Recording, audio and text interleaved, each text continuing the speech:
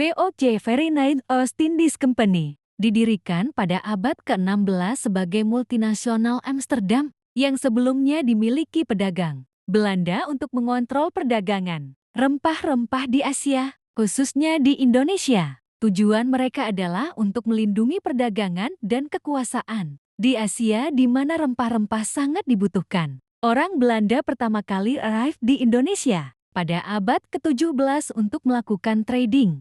Dalam perjalanan, VOC membangun reputasi sebagai pedagang yang andal dan dengan cermat sebagai pedagang yang sepenuhnya netral dan independen pada abad ke-18. Menurut sejarah, VOC melakukan hal berikut. Pertama, lahir sebagai multinasional. VOC untuk melindungi perdagangan dengan monopolisasi dan izin. Dan dengan ini mereka mengembangkan reputasi yang baik dalam perdagangan rempah-rempah. Kedua, berkolaborasi dengan kerajaan-kerajaan di Indonesia untuk melindungi perdagangan dengan diplomasi dan perdagangan yang adil, yang akan diterjemahkan ke dalam status yang istimewa dan monopoli yang ketat. Ketiga, direncanakan dan dibangun di Batavia, yang pada abad ke-18 untuk lebih dari satu abad lebih penting bagi VOC untuk mencapai kekuasaan yang berkelanjutan dan yang lebih penting, kekuasaan di Indonesia. Batavia sendiri dibangun pada 1619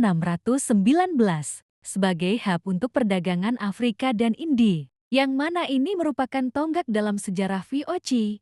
Dengan kehadiran di Batavia, VOC dapat sepenuhnya diandalkan dan kekuasaan dengan mengembangkan basis militer dan regional yang solid dan lebih di mana pedagang Belanda dan trading partners yang lain tidak akan pernah bisa mencapai dengan cara yang tradisional.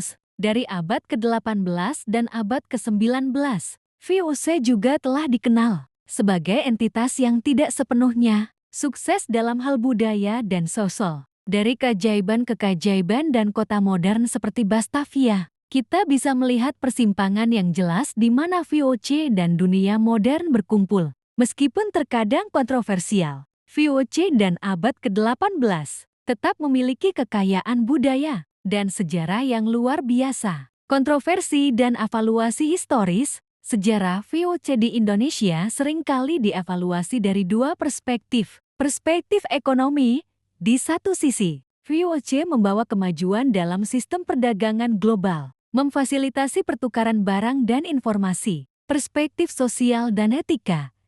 Di sisi lain, kebijakan monopoli, penindasan, dan eksploitasi yang dilakukan. VOC membawa penderitaan dan perubahan drastis bagi masyarakat lokal. Naskah ini menggambarkan bagaimana VOC masuk dan berkembang di Nusantara, serta bagaimana kebijakan-kebijakan mereka membentuk wajah sejarah Indonesia. Konflik, diplomasi, dan transformasi sosial ekonomi yang terjadi selama masa VOC masih menjadi bahan kajian penting dalam memahami sejarah kolonialisme dan dampaknya terhadap bangsa Indonesia.